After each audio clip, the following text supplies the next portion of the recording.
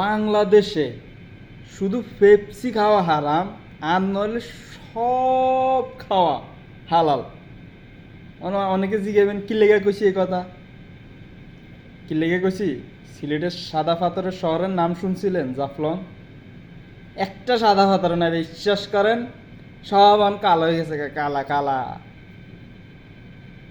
বাংলাদেশে এমন কি নাই যে আল্লাহ পাকে আমগরে দেয় নাই?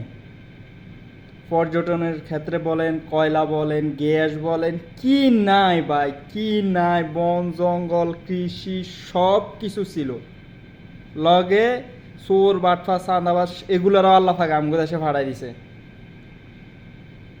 বাংলাদেশে একমাত্র ওই পেপসি পেপসি আর ওইটা খালি হারাম বাংলাদেশে, আর নইলে সুদ ঘুষ চাঁদাবাজি দালালি, তারপরে এটা লুটপাট, সব কিছু বাংলাদেশে হালাল, শুধু পেপসি হালাল। ভাই তোরা যেগুনে সিলেট সাদা পাথরের পাথরগুলা লুটপাট করে খাইতেছস, পর্যটন শিল্পটারে ধ্বংস করতেছস, পরে সাদা পাথরটি শেষ হইলে তোকে বিসি দুইটা, কালা কালা বিসি দুইটা আছে না, ওগুলারে বেচ্চা খাইস শালার বেটা।